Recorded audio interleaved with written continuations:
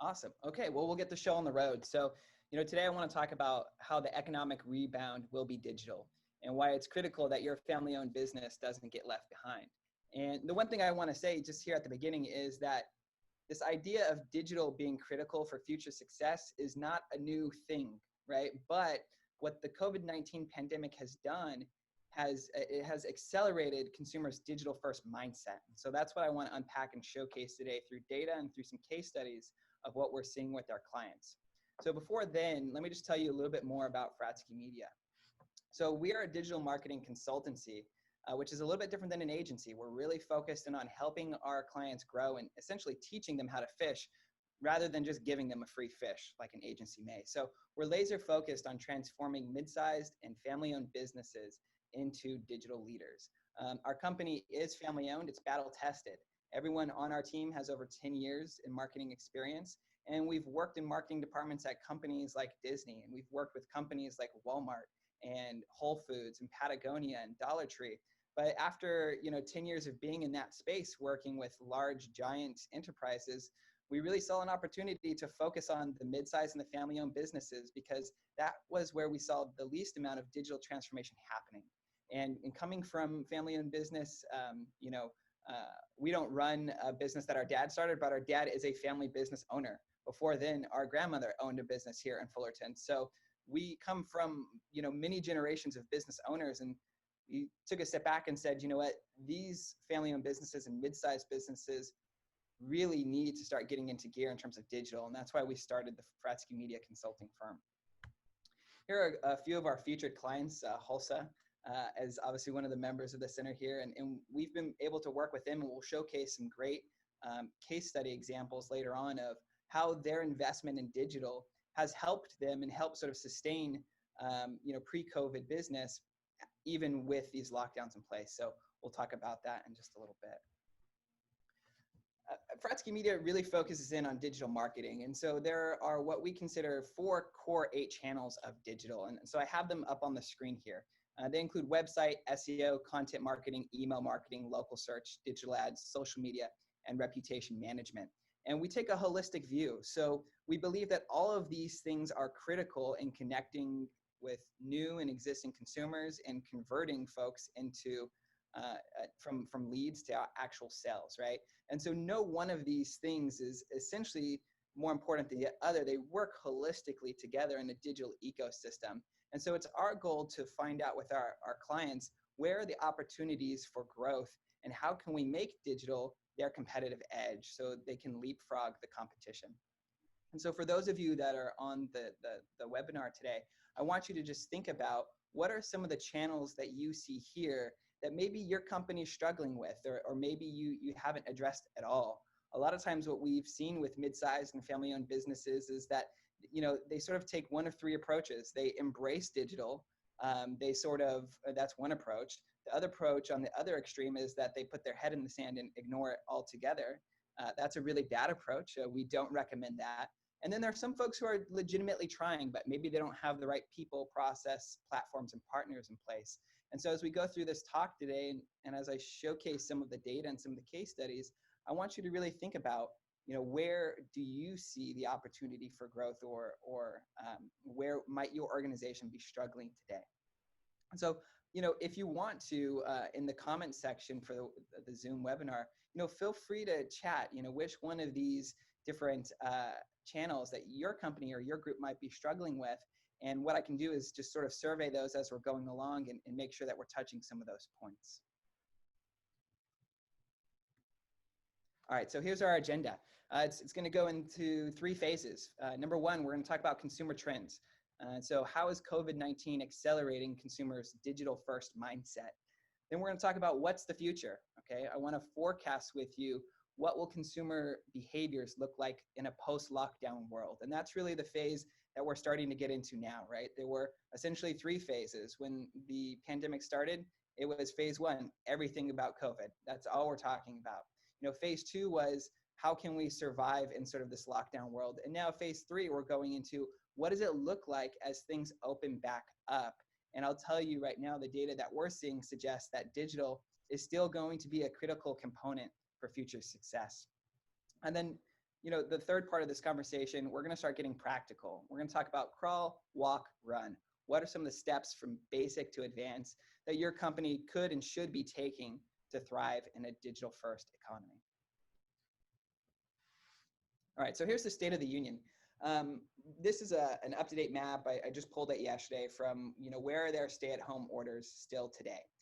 The yellow states you're going to notice are sort of partially reopening. So in California, where most of us are today, it's interesting, depending on which county you go to, which city you go to, they're all sort of addressing the pandemic in a very different way in terms of their social distancing behaviors, face masks, et cetera, right? The red states are going to be New Jersey and the District of Columbia, DC. These are still under statewide lockdown rules, or district lockdown rules, rather. And then the blue states are ones that are reopening, okay? The gray states are states that did not have any sort of lockdown in place at any point.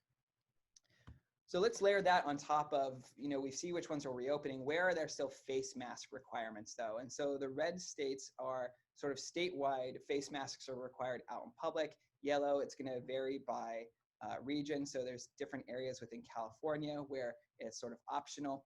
And then the blue states are where you see no requirements at all. So as things continue to open up, people are going to be affected in their shopping habits, which we'll talk about, but their body language, how they interact with people. Do they give hugs? Do they give handshakes? Do they feel comfortable ordering food face to face? I mean, all of these things are going to be in the back of consumers' minds as things start to reopen and sort of get back to normal, if you will. So let's start off with consumer sentiment and get a sense for what are consumers in America thinking today. So one piece of data that I find fascinating is that the level of concern is dropping. So this chart here represents the percentage of consumers who say that they are extremely, very, or quite concerned about the coronavirus situation in their country. So the top line you see there is the United States. I'm comparing this to China, which had the outbreak first and has lifted lockdowns, sooner, right? And what you'll notice is when Americans were polled in March, around March 16th to March 20th, their level of concern was the lowest that it's been since the pandemic started. Now, March 14th is about when the lockdown started in California, right? So what you start to see going into the later part of March and April is that level of concern peaked, at 84 and 83%. But now what we're seeing in the latest poll taken in May is that it's starting to decline. Now, not by a lot, but it's down to 79% of folks that were asked say that they're very or quite concerned about the coronavirus situation. So generally speaking, we're starting to see a decline in the number of people who are feeling concerned, but still it's a large portion. Now, what's interesting about this is when you look at how concern is dropping, it matches up really interesting to the expected length of disruption, right? So the expected length of disruption is growing. So what this chart looks at is, more people are now expecting the pandemic to take 6 months or longer to overcome. So when Americans were asked in March, only 52% thought that, this situation would take 6 months to overcome. And what that essentially means is that, the remaining 48% thought that it would take less than 6 months to overcome. But now when asked in May, this number is increased by 16 points and it's up to 68%. So what we're seeing is a decline in the level of concern, but sort of an increase in the level of folks who think, okay, this isn't going to be just a flash in the pan. It's going to take us a while to get past this. Now, what's interesting is when you look at how people are thinking that the coronavirus will impact their personal situation. So there seems to be a disconnect between personal and national financial impact. So only 34% of Americans who were polled here felt that the coronavirus pandemic would personally impact their personal finances in a major way. Those same folks were polled and asked how did they feel that the coronavirus pandemic would affect the American economy, and 87% of those same people felt that it would have a drastic or big impact on the economy in a negative way, right? So in other words, people are feeling optimistic. Consumers are feeling optimistic. They sort of say, hey, I think that this is going to affect the economy in a negative way, but personally, I feel good about my finances and my buying power and my savings account. And this could be for a variety of different reasons, right? There's a lot of influx of capital into the system through increased unemployment benefits, through PPP loans, and other various things that have injected some, let's just say, easy cash into the system that people are feeling like maybe they can go and make purchases. We were talking to a retail client of ours the other day. They have 5 locations within California malls. And they were saying that when the mall reopened on May 29th, sort of that first week afterwards, they were seeing Christmas-like revenue, right? So there was a very big pent-up demand for their product, and people were coming back and they were making purchases in a big way. Will that sustain or plateau? I likely think it will plateau and go back to normal spending for this time of the year. But the folks that we're talking to have seen an uptick in terms of their revenue after reopenings began. All right, so that gives you a sense of, how are people feeling generally, right? So what's the sentiment of the situation? Now I want to talk to you about the consumer mindset, and it really is leaning towards digital first. And I'm going to show you some data right now that's not only going to look at consumers from a B2C standpoint, but also from a B2B standpoint, right? Because there's a lot of folks that we talk to within the Family Business Center or just mid-sized businesses in general that say, hey, you know what? A lot of these stats sound like a retail problem, but I also want to showcase that B2B is going to be seeing a significant increase in what buyers are expecting in terms of digital experience. So let's get into that. Now, before I show this data, I just want to kind of remind everybody about the power of habit. So on average, it takes people 66 days to formulate a new habit. And what's happened here in the US with these lockdowns is that folks have been forced, because they're at home and because retail and restaurants and different things are closed and business meetings aren't allowed, they've been forced to find new ways of doing things, whether that's through Zoom meetings or buying their groceries online and doing curbside pickup, right? And so if you look at the pandemic lockdowns from when it started to now, as we're starting to ease things up, people have now reinforced new habit loops. They've gone to digital first for their purchases. And what they found was it's actually can be a more frictionless experience, right? I'll just bring these kids back up. If you're a parent and you go on a weekly Target run, you know that it is extremely challenging sometimes to load your children in the car, drive to the Target, find the parking spot, get them into the Target, go make all of your purchases, right? Well, now that folks have had their eyes open to that digital first experience, they're saying, oh, this is actually easy. And so it's sort of people trialed it during the pandemic, and now they're going to adopt it in a lot of instances. So 45% of folks who had already adopted online purchasing, so they were already fans of e-commerce, plan to spend more time shopping online after the outbreak, right? So they had already adopted it, and now they are leaning into it even further. 33% of the folks who are making purchases online during the pandemic who weren't making purchases before, so these are people who hadn't adopted online shopping yet, say that they plan to continue online shopping after the outbreak. So now we have a fundamental shift of folks who were, used to doing brick and mortar shopping on the offline, who have now sort of been awakened to the conveniences of online shopping, and they're going to continue doing that into the future. Here's some data around what people expect to do more of after COVID-19. And I don't think this is going to surprise anybody, but 42% of folks polled said that they plan to do more in-home exercising. They've got their Peloton or their Mirror workout kit and have realized that maybe a run around the block is a lot easier than going to the local 24-hour fitness. 21% of folks who were polled plan to use food delivery service more. 37% plan on using mobile payment or touch-free payment like Apple Pay or Google Wallet more than they had before. 32% plan on continuing to do FaceTime calls with family and friends instead of just a regular call, which I think is a great trend, considering how much text messaging goes on rather than just phone calls. I think it's really cool that now people are doing more face-to-face calls over the phone.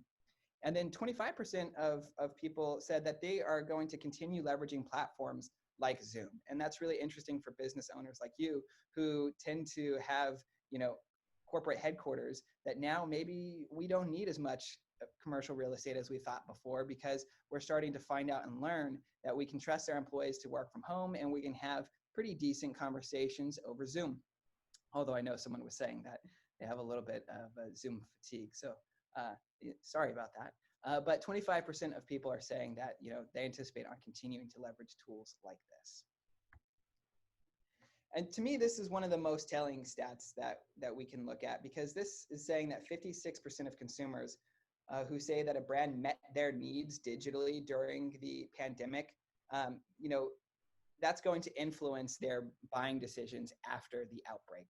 So folks who went and shopped online said, you know what, the brands that gave me the least amount of friction, that made the experience easy, that provided the sort of information that I needed, those are the ones that after the pandemic, even as things open back up, I'm going to continue to use those companies, right? So there are loyalties to brands that are being built through this process because of the digital experiences, the quality of their website, the optimization of their content, the communications through social channels and email.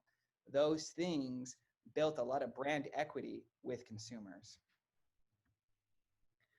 And so one of the things I said before was a lot of those stats sound like retail problems, like B2C problems, but B2B is definitely not immune. This chart that I have up here right now is actually looking at a 3-year span between 2016 and 2019. So this is pre-pandemic, okay? And what we're looking at is how much self-service, digital solutions and self-service options on a brand's website matter to B2B buyers. And so we've seen an increase in preference for self-service channels like a website, like an app, or e-commerce shopping experiences. And this is through the entire sales funnel. So this goes through research, evaluation, ordering, and even reordering, right? And so what we're seeing is that buyers are expecting and wanting more consistent digital experiences. If we look at, for example, just in the research phase. Now think about research. This is a buyer who's not quite sure exactly what supplier they want to go with yet. So they're looking at and assessing multiple companies. And the research phase in 2016, 35% of buyers said that self-service digital options were preferred. And 65% still preferred direct methods like, phone calls, face-to-face meetings, and things along those lines. But we saw a 90% increase in 2019. It totally flipped. Now 65% of those buyers say that they prefer digital self-serve options. In the evaluation phase, we've seen a 120% increase in the preference towards digital self-serve. So this essentially means that they prefer to go to a B2B company's website and look at the different materials, the blog posts, the information pages, the videos that exist, and do their evaluating of products, services digitally first, right? And that carries through. There was equally a 30% increase in the order and the reorder phase. And just to highlight that reordering phase, I mean, the hard part essentially is getting folks to make that initial order, right? It's always harder to get that first customer from a B2B perspective. But what if you really invested in digital and gave people the ability to make reordering simple and faster? That could potentially save your sales team a lot of time and make it a better experience for the buyer. So I think that's really important. But keep in mind, this chart looks at the data before the pandemic. So even without people being forced to stay at home, even without business travel completely stopping during the pandemic, there was this trend, and a very large one, towards buyers wanting a digital experience. Now let's look at how things have changed, right? So in this COVID-19 period, we've actually seen a 2x increase in the preference for digitally enabled sales interactions.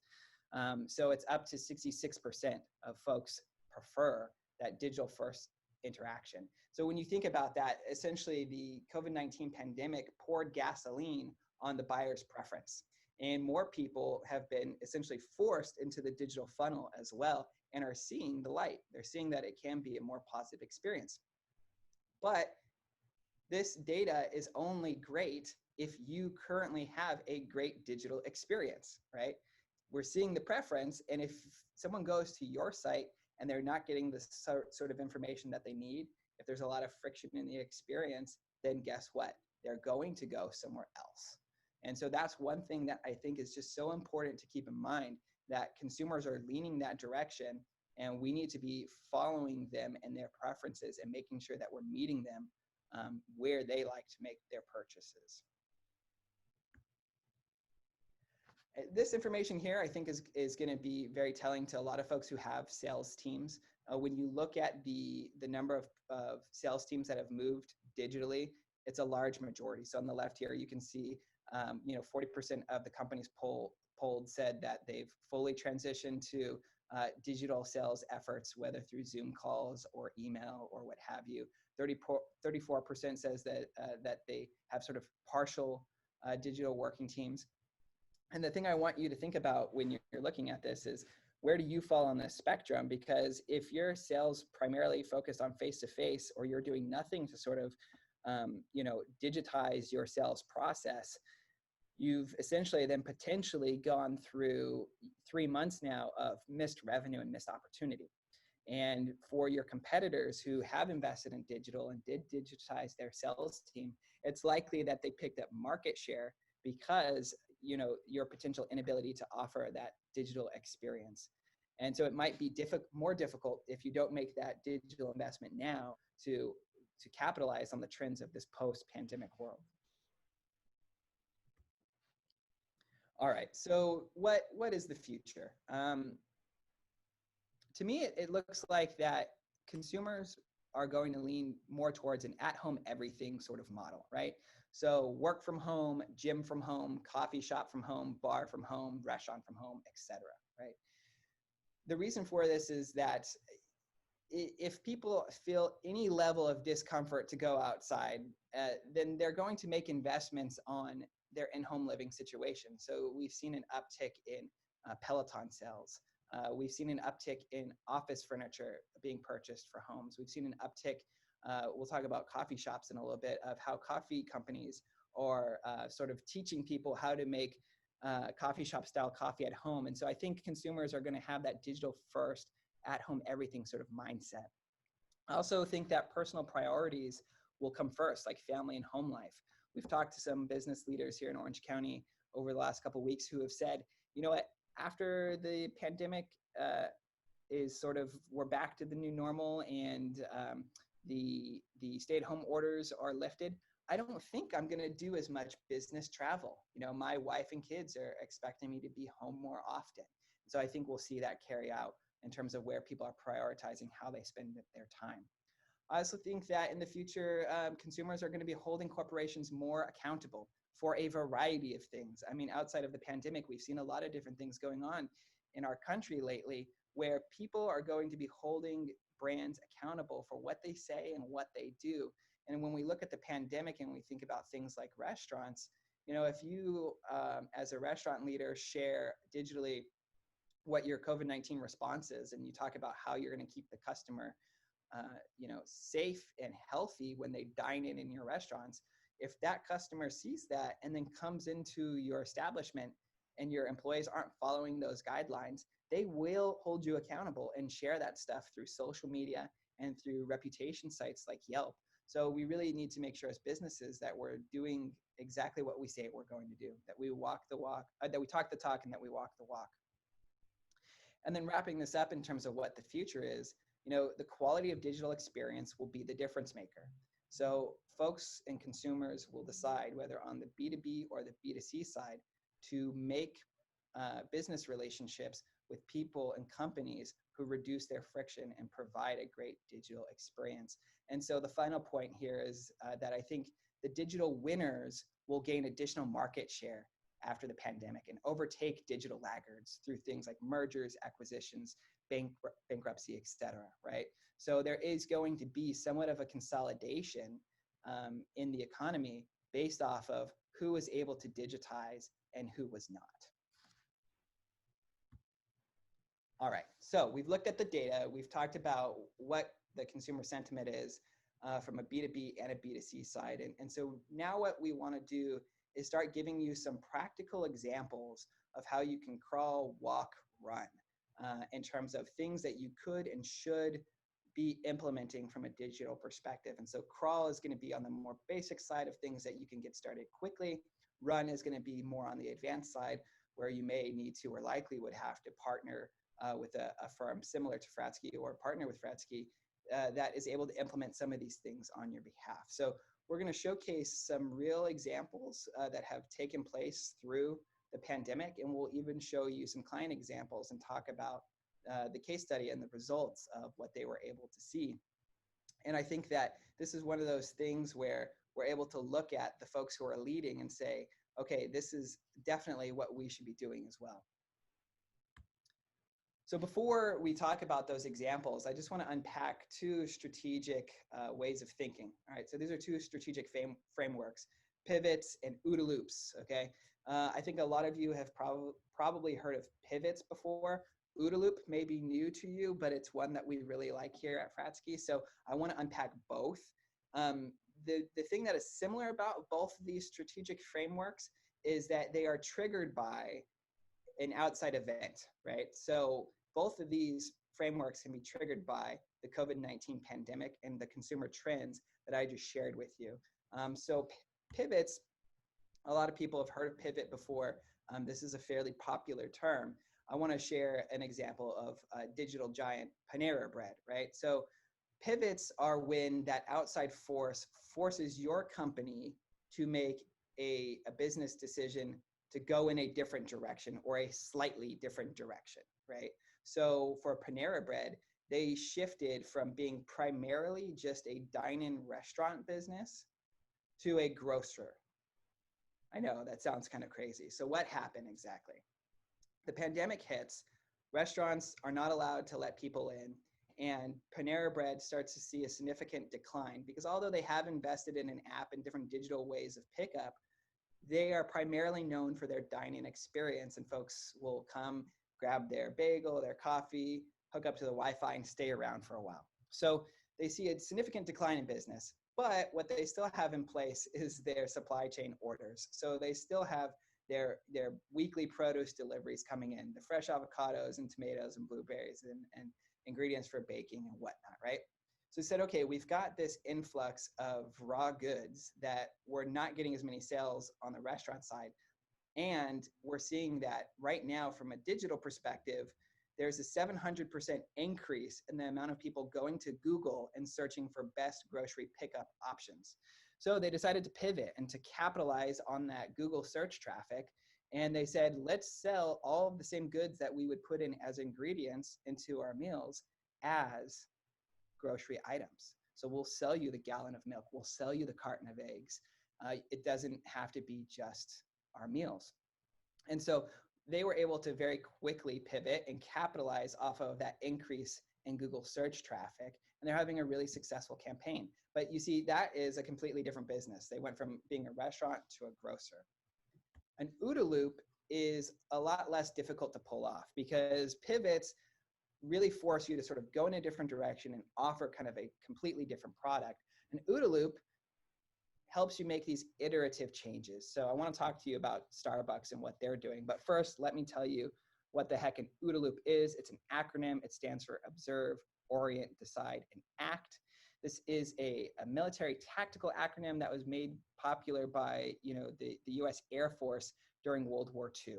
And essentially what it means is an OODA loop is what happens when, as an example, the pilot is flying along, an enemy pilot comes behind them, and now all of a sudden that American pilot has to make a decision. How do I get out of the defensive and back into the offensive?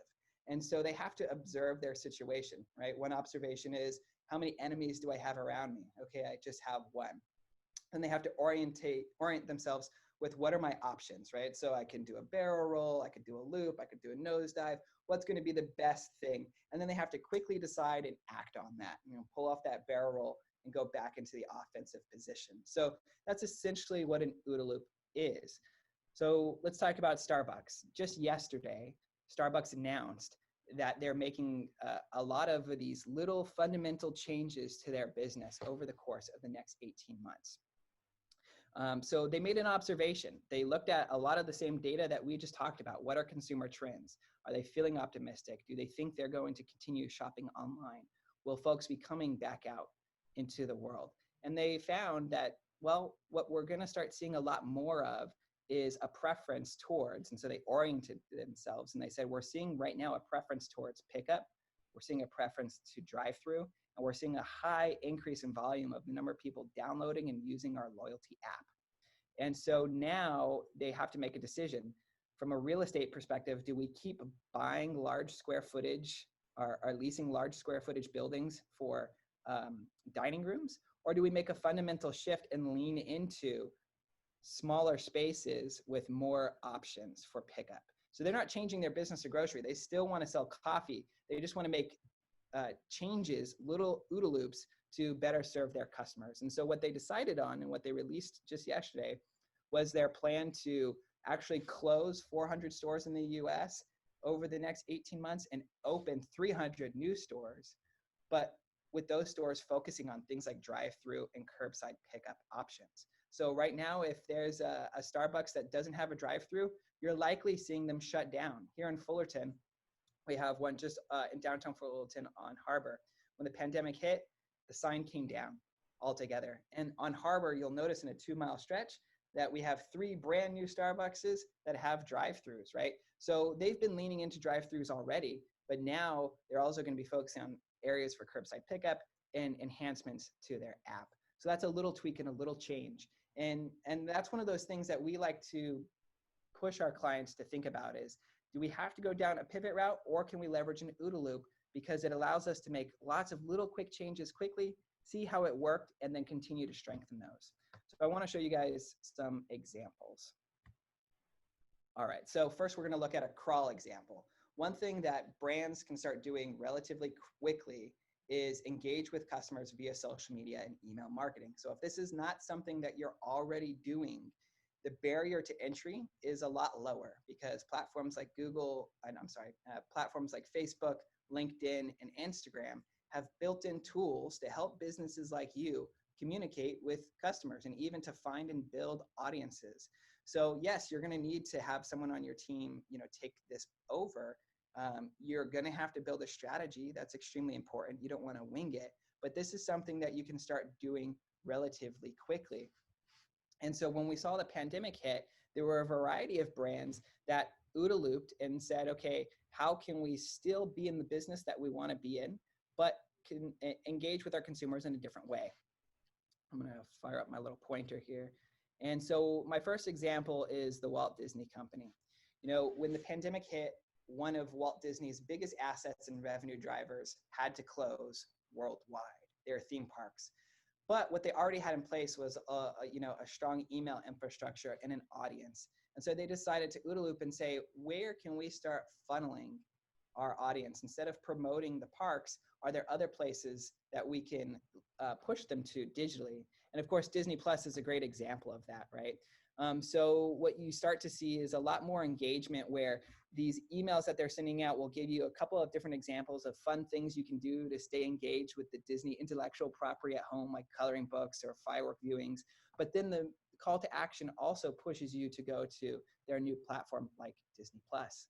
And in the real world, you even see this where if you're driving down the 5 freeway, the 91, the 57, all of the old Disneyland billboards, that they switch out for every season have gone from Disneyland billboards to Disney Plus billboards. So brands that, strictly have a large sort of portfolio of business around brick and mortar offline things are going to need to find a way to engage with customers and drive them to potentially digital solutions. So that's one example with Disney. Another great example of a brand starting to get creative and to engage with their audiences and keep customers coming back is Philz Coffee. So Philz Coffee is a family-owned business. They have locations across the West Coast and a few on the East Coast.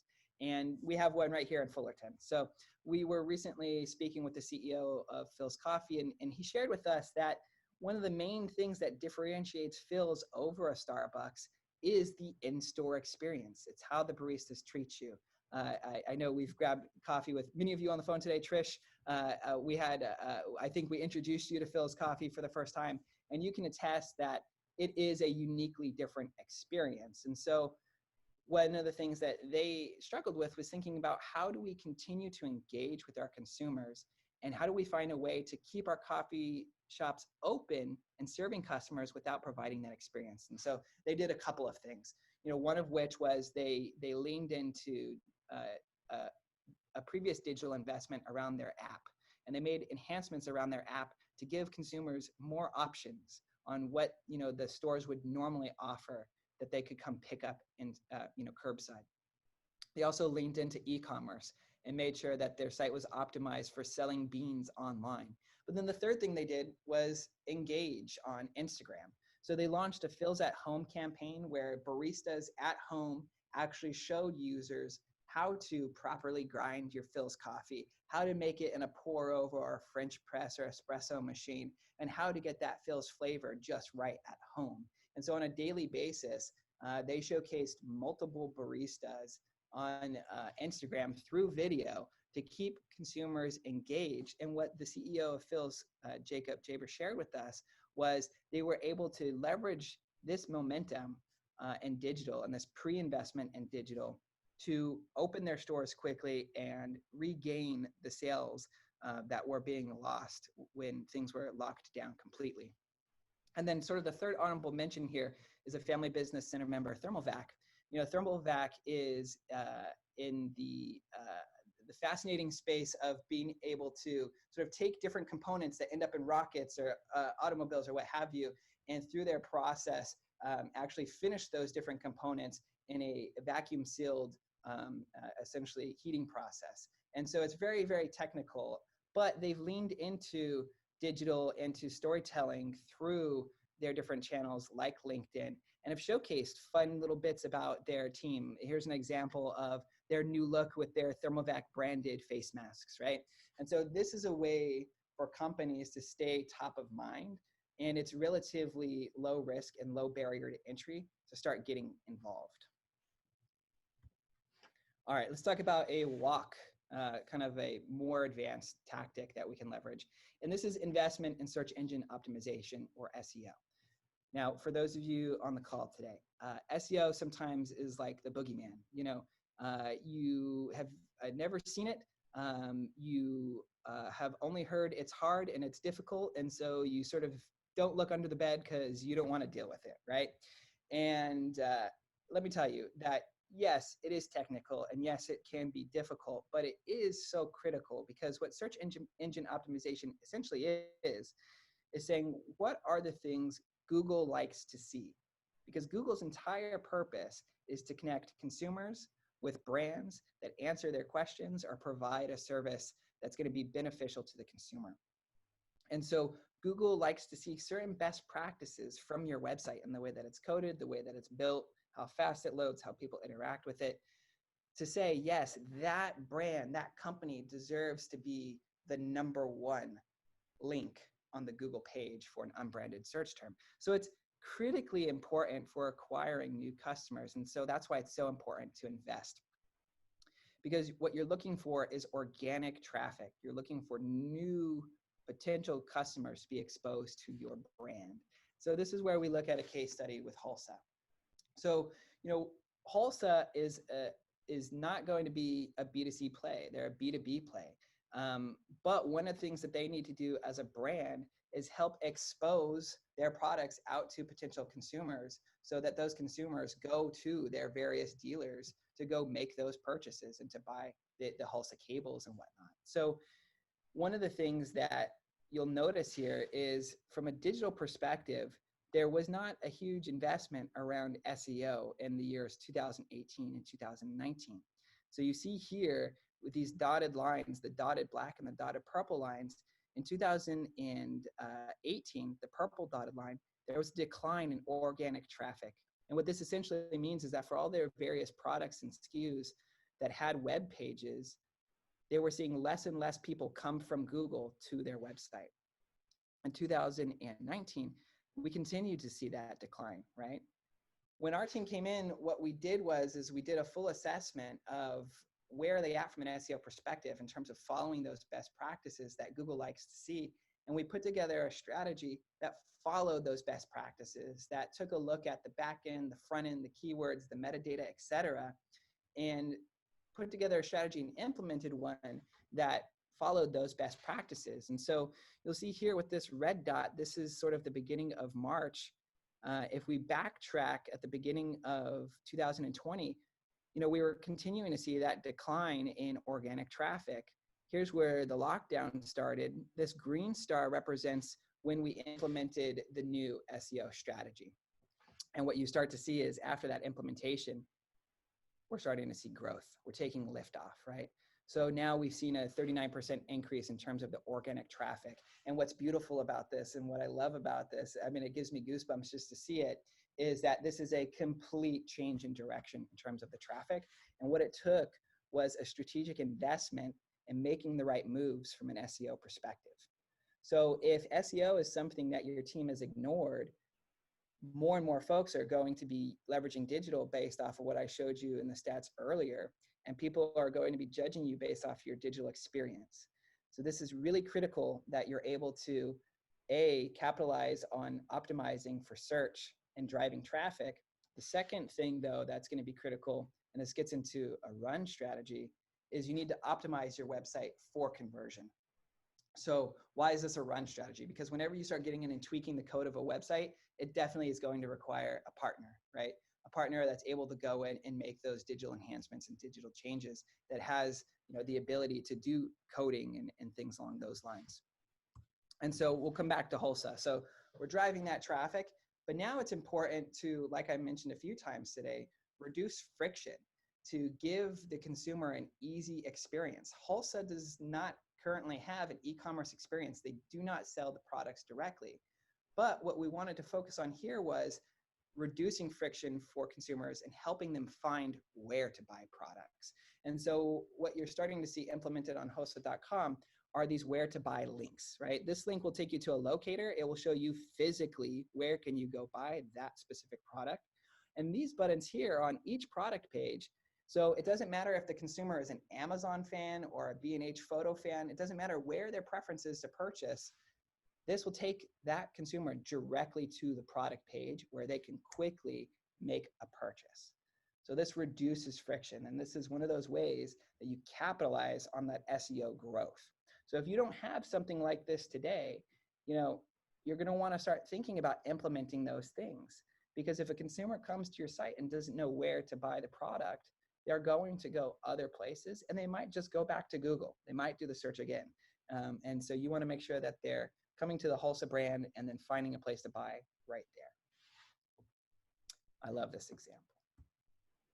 All right, so now I've showed you crawl, I've showed you walk, I've showed you run. What about running faster, right? Let's get aggressive about some of the things that we can do digitally. And so as we're seeing, like I mentioned before, people are going to be leaning more and more towards digital. It's going to be important for you to connect your brand and connect the offline to online experience. And so let me give you an example of what that looks like. This is a client of ours, Service Partners.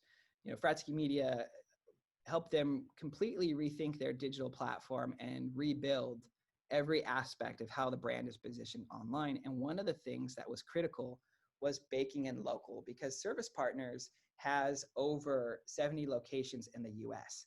They're a manufacturer and wholesaler of construction goods such as spray foam, insulation, gutters, etc. Right? So they're a B2B play. They sell to contractors, but there's this whole warehouse component to it. So one of the things that was critical was to connect that online to the offline. And we developed a technology that is able actually to detect where the user is visiting the site from geographically, and then present the most relevant local information right there on the homepage. So they can see right away, here is your local branch, these are the hours, this is the phone number, here are the products that they carry, very quickly, and get people connected to the information that they need. This is so much more important when you think about the fact that people are going to be less likely to go out and about. So they're not going to come across a Service Partners branch just by driving past it. So being able to bring them into the site from their organic searches and then showcase the most relevant local information is so important. And then the next piece of this is being able to then create essentially what feels like an e-commerce experience for an offline business, right? So you'll see here on the right, what I'm highlighting is for each of their product pages, we've built in the ability to start that order online, or the phone number gets dynamically populated. So if the Anaheim branch is your closest location, then that is the phone number that's shown on each product page. If you're in Atlanta and the Atlanta branch is your closest location, then that's what you'll be served. And on the back end, all of this gets routed directly to the local sales representative for that branch. That was funny. My watch thought I was talking to it. But this is a really critical and important thing to do, as folks aren't moving around in the offline world as much. We want to make sure that we keep them connected and we reduce friction as much as possible. And so you can imagine if you're a brand that's in a similar business and you don't have features like these, the consumer is going to prefer something more like this. All right, so we went through crawl, we went through rock, we went through run, we went through run faster. Now I want to talk about running smarter. Here was my dad joke. The smartest way to run is don't run at all. Get on the horse and let it run for you. So thank you, anyone who's laughing at that. I appreciate your pity laugh. If not, that's okay. I got a kick out of it when I was putting it together, and that's good enough for me. But anyways, run smarter. So it's important to think about how can we meet new demand with existing products and services. And so what do I mean by that? Well, we'll come back to service partners. You know, with the beginning of the pandemic, one of the things that we started to see was a decrease in the number of construction projects, right, that were happening. And so when you look at it with the team and with the service partners team, you notice that a lot of the products and services that we're offering and leveraging to contractors can actually be repurposed or retooled for COVID-19 cleaning, right? Office cleanings and things along those lines, right? So our spray foam sprayers, well, those can actually spray disinfectants as well. And so what we did was we worked with their team to plot out a digital strategy for launching a completely new service offering around products and services, or hybrids of services that were already existing. So we didn't have to retrain the team very much. We just had to put together the right materials and launch the campaign, making sure that it was optimized from an SEO perspective, making sure that it was optimized from a conversion perspective. And so we were very quickly able to do this OODA loop and get into a completely sort of new business with current components. Okay, so just to recap what we talked about, and then I think what we'll do is talk about some of the resources that Fratsky Media has available for you, and then we'll open it up to a Q&A roundtable. So, just to recap, we talked about today the consumer trends. And overall, what we're seeing is that consumers are feeling more optimistic about where things are going. That doesn't necessarily mean that they feel like the pandemic is going away. They just feel optimistic about their ability to survive the pandemic, to thrive in the pandemic, and to continue being active members within the economy. But number two, what's the future? And it's digital first. We showcased to you today, both from a B2C side and a B2B side, that buyers and consumers have a digital preference when they're making purchases. And then we talked about crawl, walk, run. What are some of the investments that you should be making on your digital platforms to thrive in a digital first economy? And I'll just say, as a family-owned business and talking to family-owned businesses, these points are so important. And it's because as we want to pass our businesses on to the next generation, the most important thing that we need to do is make sure that the business is still there. And so we want to make sure that we don't get stuck in our old ways and we lean into the digital future so that our companies can thrive in this new environment. There's a few different resources because of our commitment to mid-sized businesses and family-owned businesses and helping them thrive. We felt it was important to launch our COVID-19 Resource Hub, which you can find here at this link at fratskymedia.com. This hub is going to showcase a lot of thinking like this, up-to-date stats and videos around what we're seeing in the space and different case studies so that your team can start implementing some of these ideas. Also, we sat down recently with different family-owned businesses and business leaders and marketing leaders across the US, but primarily focused here in Orange County, and launched a podcast called Back to Business, COVID-19 and You. You'll notice a couple of familiar faces. We have Wing from Wahoo's Fish Tacos and Joshua from Northgate Markets. We got the CEO of Phil's Coffee on there and Heather from Thermalvac. So a lot of these folks are in similar positions to you. A lot of these folks you know and love already, and what they're sharing in this podcast and essentially 30-minute conversations with James, our co-founder, is what are some of the things that they did to sort of react to COVID-19, and what are the things that they're doing to get back to business.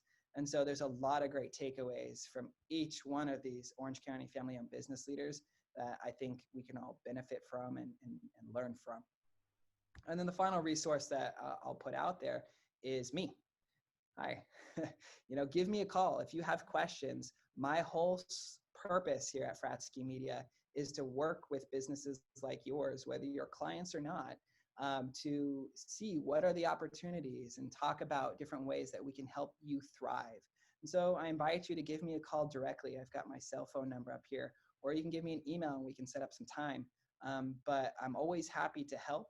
That's one of the things that people think is weird about me, is that I always want to help no matter what. So please feel free to give that call.